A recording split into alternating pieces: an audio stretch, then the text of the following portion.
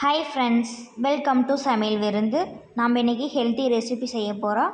அப்போ கோவை இலை சட்னி எப்படி செய்யலாம் பார்க்கலாம் வாங்க. வீடியோக்குள்ளே போகிறதுக்கு முன்னாடி நம்ம சேனலை சப்ஸ்கிரைப் பண்ணிக்கோங்க, பெல் ஐக்கானை கிளிக் பண்ணிக்கோங்க.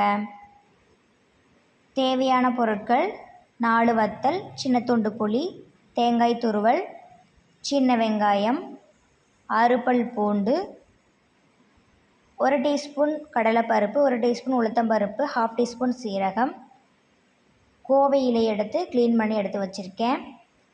ஸ்டவ் ஆன் பண்ணிவிட்டு கடாயை வச்சுக்கலாம். கடை சூடானதுக்கப்புறம் 1 டீஸ்பூன் எண்ணெய் சேர்த்துட்டு கடலைப்பருப்பு, உளுத்தம்பருப்பு, சீரகம் சேர்த்துக்கலாம். ஸ்டவ் லோ ஃப்ளேமில் வச்சுட்டு பருப்பு நல்லா வறுத்துக்கலாம். பாதி வறுபட்டதுக்கப்புறம் 4 வத்தல் இதில் சேர்த்துக்கலாம். கோவை இலை இருமலை குறைக்கும், கண்ணுக்கு குளிர்ச்சி தரும். வெயில் காலத்தில் இதை கஷாயம் வச்சு குடித்தோம்னா உடல் சூட்டை தணிக்கும். கலர் மாறிடுச்சு. நல்லா வறுபட்டதுக்கப்புறம் ஒரு பிளேட்டில் மாற்றி வச்சிடலாம்.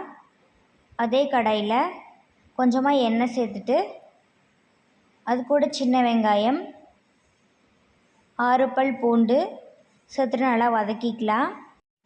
ரொம்ப நாள் ஆறாமல் இருக்க புண்ணுக்கு கோவையில் எடுத்துட்டோம்னா சீக்கிரமாக சரியாயிரும். வயிற்று புண்ணுக்கும் யூஸ் ஆகுது. இது கூட சின்ன துண்டு புளி சேர்த்துட்டு நல்லா வதக்கிக்கலாம். வெங்காயம் நல்லா வதங்கி வரணும். கோவை இலையை சாப்பிட்டோம்னா நமக்கு ரத்தத்தை சுத்தம் செய்யும். இந்த மாதிரி நிறைய பெனிஃபிட்ஸ் இருக்குது. வெங்காயம் நல்லா வதங்கிடுச்சு.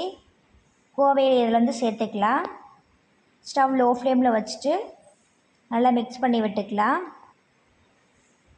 தலை நல்லா வதங்கி சுருண்டு வரணும். அப்போ தான் சட்னி நல்லாயிருக்கும். இந்த சட்னி கசக்கவே கசக்காது. புதினா சட்னி மாதிரி தான் இருக்கும்.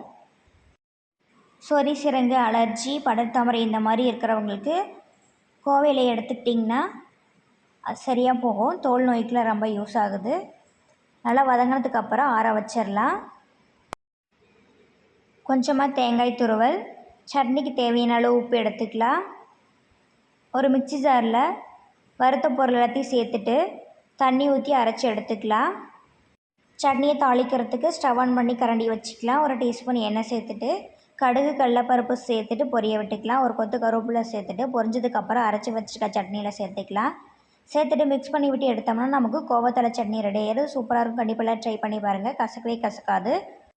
கோவை இலையே கஷாயம் வச்சும் குடிக்கலாம். பருப்பு கூட சேர்த்துட்டு கூட்டு மாதிரியும் செய்யலாம், சட்னியும் செய்யலாம். இந்த மாதிரி நிறையா வெரைட்டி ரெசிபிஸ் இருக்குது. கண்டிப்பாக எல்லாம் ட்ரை பண்ணி பாருங்கள். ஹெல்த்துக்கு ரொம்ப நல்லது. வீடியோ பிடிச்சிருந்தா லைக் பண்ணுங்கள், ஷேர் பண்ணுங்கள், சப்ஸ்கிரைப் பண்ணுங்கள். தேங்க்யூ ஃபார் வாட்சிங்.